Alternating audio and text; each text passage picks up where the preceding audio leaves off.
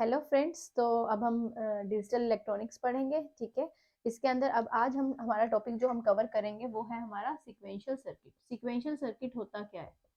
Sequential circuit हमारे पास एक combinational circuit होता है और एक क्या होता है, सीक्वेंशियल सर्किट। कॉम्बिनेशनल सर्किट जो आप पहले पढ़ चुके हैं वो क्या होते हैं, जैसे कि आपका multiplexer, demultiplexer, encoder, decoder, adder. इसके भी अंदर आप एक पढ़ते हैं पैरेलल एडर और एक पढ़ते हैं सीरियल एडर। ठीक है। और उसके बाद और आपने सर्किट अभी कौन कौन से पढ़े हैं आपने? और subtractor, mulls, demux, encoder, decoder, एक बिट सेगमेंट, 7 सेगमेंट डिकोडर पढ़ा है। ठीक है। ये सारे आपने टॉपिक अभी कॉम्बिनेशन सर्किट में पढ़े हैं। अब हम करेंगे सिक्वेंशियल सर्किट। सिक्वेंशियल सर्किट होता क्या है? सबसे पहले आ जाओ कॉम्बिनेशन सर्किट में। कॉम्बिनेशनल सर्किट में आपने क्या पढ़ा है कि जो भी कॉम्बिनेशन सर्किट है, ठीक है, वो क्या आउटपुट देता है? वो आउटपुट देता है जो जो उसकी इनपुट पे डिपेंड करके, जो उस टाइम पे जो उसको इनपुट मिल रही है उसी पे डिपेंड करके वो क्या दे रहा है, आउटपुट दे रहा है। ठीक है। एट उस टाइम पे ही जो इनपुट होते हैं, मतलब उसको कोई लेना देना नहीं है कि आपके पास कोई पहले से प्रीवियस आउटपुट है, कुछ है नहीं। जो हम इनपुट दे रहे हैं उसी पे ही देखेगा, उसको सॉल्व करेगा और वो क्या दे देगा, आउटपुट दे देगा। ठीक है। लेकिन अब हम बात करें सिक्वेंशियल सर्किट की। सिक्वेंशियल सर्किट क्या होता है? सिक्वेंशियल सर्किट वो सर्किट होता है जो क्या करता है, हमारा वो इनपुट तो लेता ही है बट वो क्या करते हैं, प्रीवियस आउटपुट जो हमारी होती है उस पर भी डिपेंड करता है। ठीक है। प्रीवियस आउटपुट को और हमारी करंट इनपुट को लेके वो हमें क्या देता है, आउटपुट प्रोड्यूस करता है। ठीक है। तो जो भी हमारे पास आउटपुट होती है वो किस में होती है, मेमोरी एलिमेंट में। ठीक है। तो 1 बिट की क्या करते हैं, 1 बिट इंफॉर्मेशन, 1 बिट की हमारे पास आउटपुट लेता है और आउटपुट को क्या करता है, वो इनपुट के साथ मर्ज करके हमारे पास आउटपुट देता है। ठीक है। तो अब हमारे पास जब हम बात करें कॉम्बिनेशन सर्किट की, ये हमारा क्या है, सिक्वेंशियल सर्किट। ठीक है। जब हम बात करें कॉम्बिनेशन सर्किट की, इसमें हम ट्रुथ टेबल कैसे बनाते हैं? सबसे पहले तो हम क्या ले रहे थे, इनपुट ले रहे थे। जैसे हमने लिया 0 0 0 1 1 0 1 1, कुछ भी इनपुट्स ले रहे थे। ठीक है। और हमारे पास क्या हो रहा था, एक आउटपुट जनरेट हो रही थी। ठीक है। लेकिन अब हम बात करें सिक्वेंशियल सर्किट की, इसका हम ट्रुथ टेबल कैसे बनाते हैं? हमारे पास आती है इनपुट। ठीक है। कुछ भी इनपुट है, 0 0 0 1 1 0 1 1, कुछ भी ले सकते हैं इनपुट, कितनी भी आ सकते हैं इनपुट्स। लेकिन उसके बाद एक और किस पे डिपेंड कर रहा है, वो प्रीवियस आउटपुट पे। दैट मीन्स किस पे डिपेंड कर रहे हैं, प्रीवियस आउटपुट भी बोल सकते हैं, या जो हमारे पास एट प्रेजेंट जो हमारे पास आउटपुट पड़ी है। ठीक है। उस वो भी बोल सकते हैं जो एट प्रेजेंट आउटपुट है, या फिर जो भी हमारी प्रीवियस आउटपुट आई है। ठीक है। उसको फॉर एग्जाम्पल या तो हमारे पास 0 हो सकती है या फिर क्या हो सकती है, 1 हो सकती है। टू कंडीशन आ सकती है। ठीक है। और हमारे पास क्या आएगी, जो Qn+1, मतलब क्या है, जो न्यू न्यू आउटपुट आएगी, जो नेक्स्ट आउटपुट आएगी, नेक्स्ट आउटपुट, या हम इसको क्या बोलेंगे, न्यू आउटपुट जो हमारी रिलीज होगी। ठीक है। तो इसका ट्रुथ टेबल कुछ ऐसे बनेगा, इनपुट, प्रीवियस आउटपुट या एट प्रेजेंट जो हमारे पास है, और ये क्या आ जाएगी हमारे पास, नेक्स्ट आउटपुट या फिर न्यू आउटपुट। ठीक है। तो ये क्या होता है हमारा सिक्वेंशियल सर्किट। और सिक्वेंशियल सर्किट और कॉम्बिनेशन सर्किट में क्या डिफरेंस होता है, एक चीज ये देखो, हमने पैरेलल एडर भी किया है, सीरियल एडर भी किया है। ठीक है। पैरेलल एडर क्या होता है और सीरियल एडर क्या होता है? अगर हम देखें, पैरेलल एडर हमारा एग्जांपल है कॉम्बिनेशन सर्किट का। ठीक है। क्यों? क्योंकि क्या है, वो पैरेलली वर्क कर रहा है। जो हम एडर कर रहे हैं, जो हम एडिशन के लिए उनको दे रहे हैं, वो क्या कर रहे हैं, पैरेलली ऐड कर रहे हैं। ठीक है। लेकिन जो हमारा सीरियल एडर है वो किस पे डिपेंड कर, वो क्या है, हमारा सिक्वेंशियल सर्किट है। क्यों सिक्वेंशियल सर्किट है? क्योंकि जब हम एक दो बिट्स को ऐड कर रहे हैं, जो उसका आउटपुट आएगा, एडर का था, जब हमने मतलब मैंने ए और बी दिया, ठीक है, जो इसका आउटपुट आएगा वो आउटपुट इस पे इनपुट जाएगा नेक्स्ट एडर पे। ये एडर 1 है, ये एडर 2 है। ठीक है। तो जो इसका आउटपुट है वो इस पे जाएगा, तभी वर्क करेगा। इसके आउटपुट को लेगा और एक न्यू इनपुट लेगा, उसके बाद ही ये क्या देगा, अपनी आउटपुट देगा। दैट मीन्स ये किस पे डिपेंड कर रहा है, प्रीवियस आउटपुट पे और न्यू इनपुट पे। तो ये क्या हुआ हमारा सिक्वेंशियल सर्किट, जो कि क्या है हमारे पास, सीरियल एडर। क्लियर हुआ इतना? ठीक है। इसके कुछ पॉइंट्स है, डिफरेंसेस है, वो क्या है, सिक्वेंशियल सर्किट और कॉम्बिनेशन सर्किट के डिफरेंसेस क्या होंगे, बताओ जरा। सबसे पहला डिफरेंस कि सिक्वेंशियल सर्किट में क्या होता है, मेमोरी एलिमेंट होता है, कॉम्बिनेशन में कोई मेमोरी एलिमेंट नहीं होता। ठीक है। सेकेंड डिफरेंस क्या होगा हमारा इसका, सिक्वेंशियल एंड कॉम्बिनेशन का डिफरेंस अगर हम करें कि हमारा जो सिक्वेंशियल सर्किट है वो क्या है, वर्क टाइम लेगा, क्योंकि प्रीवियस जब तक आउटपुट नहीं आएगी तब तक न्यू आउटपुट हम नहीं जनरेट कर सकते ना, तो दैट मीन्स वो थोड़ा टाइम कंज्यूमिंग है। बट जो कॉम्बिनेशन सर्किट है वो क्या है, फास्ट है, कि हम इनपुट आई आउटपुट दे दी, इनपुट है आउटपुट दे दी, ठीक है, वो फास्ट वर्क करेगा। नेक्स्ट सिक्वेंशियल क्या करेगा हमारे पास, थर्ड पॉइंट सिक्वेंशियल का क्या होगा, सिक्वेंशियल और क्या करता है, इसमें क्या होगा, हार्डवेयर, सिक्वेंशियल में हार्डवेयर ज्यादा यूज होगा कि कम यूज होगा, बताओ। जो सिक्वेंशियल सर्किट है उसके अंदर हम हार्डवेयर को क्या करेंगे, कम यूज करते हैं, कॉम्बिनेशन में हम हार्डवेयर ज्यादा यूज करते हैं। थर्ड पॉइंट क्या होगा, कॉस्टली होगा, अगर हमारा पास जो सिक्वेंशियल सर्किट है वो क्या होगा, कॉस्टली होगा, और कॉम्बिनेशन सर्किट क्या होगा, चीप होगा, ठीक है। ऐसे ही कुछ पॉइंट्स कर लेना, मैं कमेंट सेक्शन में भी बता दूंगी, अगर आपको चाहिए होगा तो पॉइंट्स लिख के भी मैं आपको दे दूंगी, ठीक है। अब नेक्स्ट करते हैं, जो भी हमारे सिक्वेंशियल सर्किट का क्या है, बिल्डिंग ब्लॉक है, वो क्या होते हैं हमारे पास, लैचेस, जैसे लैचेस हो गया, फ्लिप फ्लॉप हो गया, रजिस्टर्स हो गया, काउंटर्स हो गया, ये हमारे क्या है, सिक्वेंशियल सर्किट है सारे, ठीक है। बट हम सबसे पहले क्या करेंगे, लैचेस करेंगे, जो क्या है हमारा बिल्डिंग ब्लॉक है, किसका, हमारे सिक्वेंशियल सर्किट का, ठीक है। तो सबसे पहले हम करते हैं S R latch, S R latch using NAND gate, ठीक है। हम दो ही यूनिवर्सल गेट कौन कौन से, NAND gate and NOR gate, तो हम इनकी प्रॉपर्टीज को यूज करके हम क्या करेंगे, हमारा S R latch circuit generate करेंगे, ठीक है। तो एस आर लैच सर्किट में क्या होता है हमारे पास, सबसे पहले हम नैंड गेट यूज कर रहे हैं तो क्या करेंगे, नैंड गेट बना लेंगे, ठीक है। दो इनपुट जा रही है एस आर, और यहां से क्या होगा, आउटपुट जनरेट होगी Q N and Q N बार, ठीक है। जब भी हम बात करते हैं आउटपुट की सिक्वेंशियल सर्किट में, तो हमारे पास जो भी आउटपुट आती है, एक हमारे पास सिंपल आउटपुट आती है और उसका दूसरी क्या आती है, उसकी कॉम्प्लीमेंटेड फॉर्म में आती है, ठीक है। अब क्योंकि क्या है, ये सिक्वेंशियल सर्किट है, सिक्वेंशियल सर्किट क्या करता है, प्रीवियस आउटपुट को लेता है, या जो करंट आउटपुट मेरे पास बढ़ गया उसको लेगा इनपुट के साथ, दैट मीन्स कि ये मेरे पास आउटपुट थी, इसको मैं इस इनपुट के साथ यहाँ ले सकती हूँ, ऐसे ही ये आउटपुट मेरे पास है, इसको मैं इस इनपुट के साथ ले सकती हूँ, ठीक है। ये क्या बन गया मेरा, latch circuit using NAND gate, clear. इसका ट्रूथ टेबल देखते हैं कैसे बनेगा, मैंने क्या बनाया, एस आर, दो इनपुट ली, एस एंड आर, ठीक है। अब जब दो इनपुट लिया तो कितनी कंडीशन हो सकती है, चार, हमेशा यही होता है, जब भी दो होती है तो चार, मतलब मान लो 2 कॉइन्स है हमारे पास, तो उनकी क्या हो सकता है, तो दोनों हेड होंगे, दोनों टेल होंगे, एक हेड एक टेल, एक टेल एक हेड, चार कंडीशंस बनती हैं, ठीक है। तो दैट मीन्स क्या है, दो कंडीशंस थी तो दो इनपुट्स थी तो हमारे पास कितनी कंडीशंस बनी, चार कंडीशंस बनी, ठीक है। अब हमारे पास क्या जा रहा है, कौन सा गेट यूज हो रहा है, नैंड।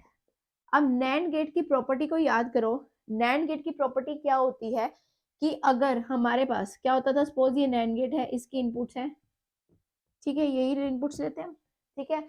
तो हमारे पास नैंड गेट कैसे वर्क करता था, एंड करेंगे तो क्या आएगा, और इसका बार,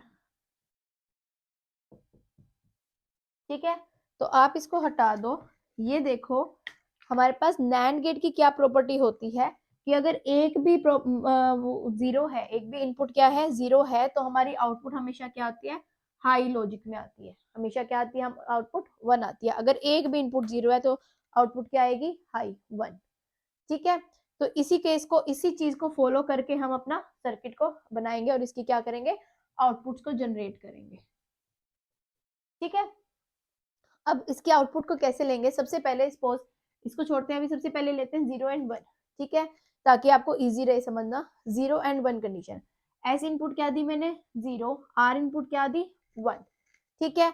अब नैंड गेट की कंडीशन को याद रखो, नैंड गेट में वर्क करें तो नैंड गेट की कंडीशन क्या होती है, अगर एक भी 0 है तो आउटपुट क्या आएगी 1, हमें नहीं लेना दूसरी इनपुट क्या है क्या नहीं, अगर एक भी इनपुट 0 है तो क्या आएगी 1 आएगी, हमें तो इतना पता है, ठीक है। तो दैट मीन्स यहाँ पे क्या है क्या नहीं हमें नहीं पता, क्योंकि हमें तो आउटपुट अभी आई नहीं है, हमें तो प्रीवियस आउटपुट पता ही नहीं है क्या है, तो एक भी 0 आएगी तो आउटपुट क्या आएगी 1, ठीक है। अब क्यू एन की वैल्यू क्या आ गई 1। अब यही 1 यहाँ पे जा रहा है, यही आउटपुट कहाँ जा रही है यहाँ, तो 1 on 1 एंड में क्या होता है 0, तो ये क्या आ जाएगी 0। दैट मीन्स ये 0 अगर यहाँ पे भी करो तो 0 एंड 0 क्या आएगा 1। और वैसे भी आउटपुट क्या आई है क्यू एन इज 1 और इसका कॉम्प्लीमेंटेड फॉर्म में क्या है 0। दैट मीन्स ये क्या है हमारा वैलिड स्टेट है, क्योंकि आउटपुट क्या आ रही है कॉम्प्लीमेंटेड फॉर्म आ रही है ना एक दूसरे की। तो दैट मीन्स हमारा आंसर क्या हुआ क्यू एन की वैल्यू लिखनी है हमेशा आउटपुट में, क्या आई 1। क्लियर हुआ? ठीक है, 0 एंड 1 की। अगर अब मैं यहीं पे 1 एंड 0 लूं,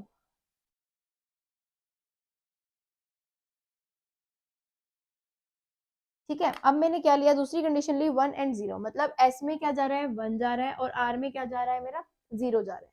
तो इस कंडीशन में क्या होगा, जब मैं यहाँ 1 दे रही हूँ सेम नैंड गेट का देखूंगी कि एक भी 0 है तो हाई लॉजिक क्या हो जाएगा मेरा आउटपुट हो जाएगी। ठीक है, दैट मीन्स इसमें क्या है 0 है, आउटपुट तो मेरे पास है ही नहीं, तो मेरा आंसर क्या आएगा यहाँ पे 1। ठीक है, 1 यहाँ जाएगा, 1 एंड 1 क्या हो जाता है 0, 1 एंड 0 कॉम्प्लीमेंटेड फॉर्म है, दैट मीन्स क्या आ जाएगा 1 एंड 1, 1 एंड 0 कॉम्प्लीमेंटेड फॉर्म है, दैट मीन्स क्या है वैलिड स्टेट में है और आंसर क्या आ जाएगा मेरा 0। क्लियर? इजी है, बहुत इजी है, इसको बिल्कुल ध्यान से करो। ठीक है, नेक्स्ट अगर मैं कंडीशन देती हूँ 1 एंड 1, दोनों में क्या दे रहा है 1 एंड 1। अब मैं क्या करूंगी, अब ये देखो जब 1 एंड 1, जब 1 जाएगी कोई भी आउटपुट 1 होगी, मेरे को तो है नहीं, मेरे को तो ये कंडीशन पता थी कि एक भी इनपुट 0 है तो मेरी आउटपुट 1 आएगी, बट यहाँ पे तो मेरी दोनों इनपुट क्या है 1 1 है, यहाँ क्या आ रही है मुझे नहीं पता। ठीक है, तो मैं सिंपल फॉर्म में जाती हूँ, क्या यहाँ पे क्या आ रही है क्यू एन का बार। ठीक है, यहाँ पे क्या आ रही है मेरे पास क्यू एन। ठीक है, इसमें नैंड गेट लगा देते हैं, इसका नैंड गेट लग के क्या आएगा 1 डॉट क्यू एन का बार, ये क्या हुआ पहले एंड हुआ, उसके बाद नोट होना है तो सबका बार आ जाएगा होल का बार। ठीक है, अब इसमें क्या लग जाएगा यहाँ पे डी मॉर्गन्स लॉ। ठीक है, डी मॉर्गन्स लॉ में क्या होता है जब भी होल का बार होता है तो वो दोनों में क्या हो जाता है स्प्लिट हो जाता है, और जो भी साइन हो उसका साइन क्या हो जाता है अपोजिट, अगर डॉट है तो प्लस हो जाएगा, प्लस है तो डॉट हो जाएगा। ठीक है, तो 1 का बार क्या होएगा 0 और क्यू एन पे बार का बार है तो क्या हो जाएगा क्यू एन, दैट मीन्स मेरी आउटपुट क्या आएगी Q N plus 0 is Q N, तो मेरी आउटपुट क्या आई क्यू एन। क्लियर? ऐसे ही मेरी इधर आउटपुट देखेंगे क्या आएगा क्यू एन और 1, क्या होगा 1 डॉट क्यू एन का बार, इसमें भी डी मॉर्गन्स लॉ लगाएंगे तो 1 का बार क्यू एन का बार और डॉट की जगह क्या हो जाएगा प्लस, 1 का बार क्या होगा 0 प्लस क्यू एन का बार, तो क्या आएगा मेरी आउटपुट क्या आएगी क्यू एन का बार। ठीक है, अब मेरी क्या आ गई ये दोनों आउटपुट आ गई। अब यहाँ पे ये चीज ध्यान दो कि जो मेरी प्रीवियस आउटपुट थी वो ही मेरी नेक्स्ट आउटपुट आ रही है, जो मेरी प्रीवियस में कॉम्प्लीमेंटेड फॉर्म में थी वही मेरी नेक्स्ट आ रही है। दैट मीन्स एक तो वैलिड है क्योंकि क्या है एक दूसरे का कॉम्प्लीमेंट आ रहा है। ठीक है, दूसरा क्या है जो प्रीवियस थी वही, दैट मीन्स वो चेंज ही नहीं हो रहा, वो क्या कर रहा है उस कंडीशन को होल्ड करके रख रहा है। अगर मेरा आंसर 0 आएगा तो आगे भी 0 ही आता रहेगा बार बार, जितनी मर्जी बार मैं उसमें सर्किट में परफॉर्म करूँ आंसर 0 0 0 0 ही आता रहेगा। ठीक है, दैट मीन्स क्या कंडीशन आ गई मेरी होल्ड की, दैट मीन्स उसने वही वैल्यूज को होल्ड किया हुआ है, वो चेंज नहीं हो रही है। क्लियर? समझ आया? ठीक है, अब एक कंडीशन करते हैं जिसमें क्या है एस और आर को 0 0, जब मैं एस और आर को 0 0 करती हूँ, ठीक है, इसको रब कर दूं, स्क्रीनशॉट लेके कर लेना प्लीज क्योंकि बहुत बड़ी वीडियो हो जाएगी ऐसे। ठीक है, अब क्या होगा जब मैं दोनों में 0 0 भेज रही हूँ तो सिंपल है, एक भी 0 है तो आउटपुट क्या आएगी 1, इसकी भी 1 आ जाएगी इसकी भी 1 आएगी, बट क्या ये वैलिड स्टेट है ये भी बने ये भी बने, ये तो कॉम्प्लीमेंटेड फॉर्म में आनी चाहिए, या तो इसको 0 होना चाहिए या इसको 0 होना चाहिए, है ना। अब क्या आ रही है मेरी दोनों क्या आ रही है सेम आ रही है, दैट मीन्स मेरी इनपुट क्या आउटपुट क्या आ रही है इनवैलिड, इनवैलिड आ रही है। ठीक है, समझ आया? क्लियर हुआ? ये क्या था हमारा S R latch using NAND gate. ठीक है, इसी में ही आपको मैं कराती हूँ S R flip flop using NAND gate, ताकि आपको कंफ्यूजन ना हो, latch and flip flop using NAND gate एक साथ हो जाएगा और latch and flip flop using NOR gate एक साथ हो जाएगा, ताकि आपको कोई कंफ्यूजन नहीं होगी। ठीक है, अब मैं करवाती हूँ लैच की जगह क्या आ जाएगा फ्लिप फ्लॉप। फ्लिप फ्लॉप होते क्या है, फ्लिप फ्लॉप वो सीक्वेंशियल सर्किट है जो क्या करते हैं, 1 बिट मेमोरी को स्टोर करते हैं। ठीक है, 1 बिट इंफॉर्मेशन को स्टोर करने के लिए हमारा क्या यूज होता है, फ्लिप फ्लॉप। ठीक है, तो S R flip flop using NAND gate. ठीक है, अब मैंने क्या बताया था कि जो लैच सर्किट होता है वो क्या होता है, बिल्डिंग ब्लॉक होता है। मतलब हर सर्किट में हमारा लैच सर्किट तो क्या है, यूज होएगा ही होएगा, और आउटपुट क्या आएगी, क्यू एन का बार। ठीक है, अब हमने क्या बनाना है, एस आर, दैट मीन्स एक दो नैंड गेट और लगाते हैं।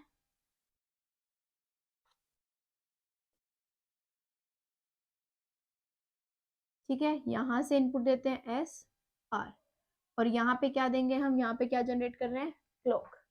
ठीक है, जब हम लैच कर रहे थे तो हम सिर्फ लैच सर्किट बना रहे थे, उसमें हम कोई क्लॉक पल्स जनरेट नहीं करते हैं। फ्लिप फ्लॉप में हम क्लॉक पल्स जनरेट करते हैं। ठीक है, यही इसका डिफरेंस है। अब इसमें हम क्या कर रहे हैं, क्लॉक लगा रहे हैं और हम इनपुट दे रहे हैं एस एंड आर, और हमारी क्या आ रही है, आउटपुट आ रही है। ठीक है, समझ आया। अब सेम क्या होगा, जब मेरे पास क्लॉक क्या होगा, 0, मतलब जनरेट ही नहीं हो रहा, मैं क्लॉक को जनरेट नहीं कर रही हूँ, तो दैट मीन्स मेरी कोई इनपुट जनरेट नहीं होगी और आउटपुट भी क्या हो जाएगी, 0।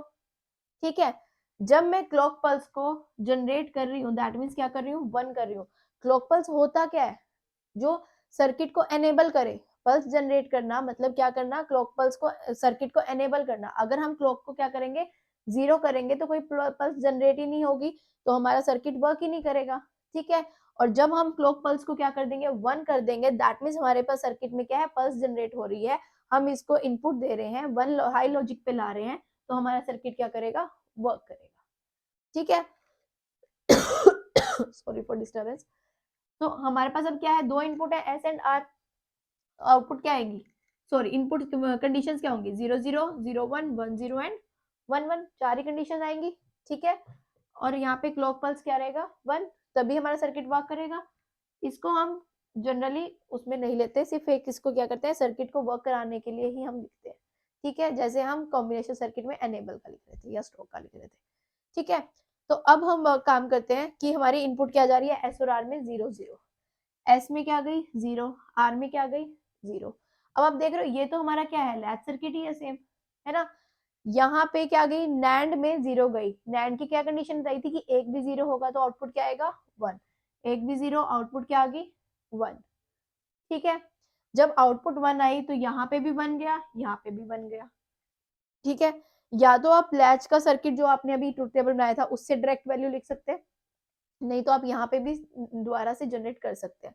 अब जब 1 1 बन गई तो हम क्या करेंगे, दोबारा से क्यू एन का बार आया, यहाँ पे क्यू एन आया, यहाँ पे क्या लगेगा, डी मॉर्गन्स लॉ लगेगा, क्योंकि 1 क्यू एन ये बनेगा, फिर डी मॉर्गन्स लॉ लगेगा। ठीक है, तो हमारा क्या कंडीशन आ रही थी, यहाँ पे कौन सी कंडीशन आ रही थी, वही आउटपुट आ रही थी जो हमारे पास प्रीवियस थी, दैट मीन्स यहाँ पे कौन सी कंडीशन आ रही थी, होल्ड की। ठीक है, मतलब क्या किया इसने, जब हमने 0 0 भेजा तब हमारे पास नैंड गेट में क्या प्रॉपर्टी होती है, एक भी इनपुट 0 है, हमारे पास दूसरी इनपुट क्या है हमें नहीं लेना, वैसे यहाँ पे हमारे पास दूसरी इनपुट दी हुई है। ठीक है, हमें पता है क्लॉक पल्स 1 होगी तभी तो काम करेगा ना, तो हमारे पास है 0 1, नैंड क्या होता है 1 होता है, लेकिन हमें पता है कि एक भी इनपुट 0 है तो आउटपुट क्या आएगी 1 आएगी, ऑब्वियसली यही हम हमेशा पढ़ते आए हैं। ठीक है, तो हमारा क्या आ जाएगा, क्यू एन, मतलब प्रीवियस वाली आउटपुट ही बार बार जनरेट होती रहेगी, तो दैट मीन्स कौन सी कंडीशन आ गई हमारी, होल्ड स्टेट आ गया। ठीक है, ऐसे ही अगर मैं इसके अंदर करूं 0 एंड 1, क्या भेजू 0 एंड 1। ठीक है, जब मैंने 0 एंड 1 भेजा तो अब यहां से देखो कि मैं रब कर देती हूँ थोड़ा सा, यहाँ पे देखो 0 गया 1 गया, एक भी 0 है तो क्या आ जाएगा 1, दैट मीन्स यहाँ पे क्या गई मेरी 1, दोनों 1 है तो मेरा क्या आउटपुट आएगी 0। ठीक है, अब यहाँ पे 1 गया और यहाँ पे क्या गया 0, तो लैच सर्किट में क्या होता था, जब 1 जाता था, अब 0 यहाँ पे गया तो 0 नैंड में जा रहा है तो एक भी 0, तो क्या आएगा आउटपुट 1, 1 यहाँ पे जाएगा, 1 एंड 1 क्या हो जाएगा 0, दैट मीन्स हमारी आउटपुट क्या आएगी, क्यू एन पे 0, क्यू एन बार पे 1, दैट मीन्स क्यू एन की आउटपुट हम लिखते हैं तो क्या आएगी 0। समझ आया कितना सिंपल था, क्या किया, आउटपुट्स भेजी, इनपुट्स भेजी 0 एंड 1, क्लॉक के साथ उसको किया 0 1, नैंड में क्या होता है 1, 1 and 1 नैंड में क्या होता है 0, 1.1 इज 1 और उसका बाद नो बार हो गया उसका, उसके बाद वो क्या आ जाएगा 0। ठीक है, तो हमने यहाँ पे 0 भेजी और यहाँ पे क्या भेजा 1 सेंड किया। अब एक भी नैंड गेट की इनपुट हमारे पास 0 होती है तो आउटपुट क्या आता है हमेशा 1 आता है। यही मैं बार बार रिपीट कर रही हूँ ताकि आपको याद रह जाए और ये कभी भी आप इसमें कंफ्यूज ना हो। ठीक है, 1 यहाँ पे गया, 1 and 1 क्या होता है 0, 1.1 इज 1 और उसके बाद फिर 1 का बार हो जाएगा तो क्या आ जाएगा 0, तो क्यू एन क्या आ गया 0 और क्यू एन बार क्या हो जाएगा इसका अपोजिट। ठीक है, ठीक है, अब मैं अगर करती हूँ 1 and 0 क्या भेजती हूँ, वेट मैं इसको सार्व को रब कर देती हूँ, क्या भेज रही हूँ मैं 1 and 0, मतलब ये इनपुट S बन गई और ये क्या गई 0 गई। अब जब एक भी इनपुट 0 होगी तो क्या आएगी 1, तो यहाँ पे क्या आ जाएगा 1 और यहाँ पे क्या है हमारे पास 1 and 1 तो क्या आ जाएगी 0। अब 0 गई तो यहाँ पे क्या आ जाएगा 1, जब भी नैंड में 0 जाएगी तो आउटपुट क्या आएगा 1 आएगा, दूसरी जो मर्जी हो हमें नहीं कुछ लेना, हमें तो सिर्फ ये पता है कि 0 जा रही है तो 1 ही आएगा। 1 यहाँ पे क्या 1 and 1 क्या आ जाएगा 0। अब ये क्यू एन की वैल्यू क्या है 1, इसका कॉम्प्लीमेंट क्या है 0, वैलिड स्टेट है वैलिड है, तो आंसर क्या आ जाएगा 1। ठीक है, मैं आपको दूसरे फॉर्म से भी करवा के दिखा देती हूँ, पहले आप एक बार ये देख लो फिर अगला नेक्स्ट फॉर्म करवाती हूँ इसका। ठीक है, समझ आया। एक है अब दोनों ही अगर 1 हो 1 and 1 तो 1 and 1 अब दोनों ही 1 है तो 1 1 क्या हो जाएगा 0 और इधर भी 1 1 क्या हो जाएगा 0, तो क्या जाएगा यहाँ पे 0 और यहाँ पे भी क्या जा रहा है 0। अब आउटपुट क्या है हमें नहीं पता। ठीक है, तो एक भी 0 होती है तो क्या आती है 1, इनपुट हमें दूसरी इनपुट तो नहीं पता ना प्रीवियस आउटपुट क्या आ रही है, तो एक भी 0 हो तो क्या आती है 1, दैट मीन्स ये क्या आ गया दोनों सेम आ गया, कॉम्प्लीमेंटेड फॉर्म में नहीं है, दैट मीन्स क्या आ गई हमारे पास इनवैलिड, इसका ट्रुथ टेबल में क्या आएगा इनवैलिड।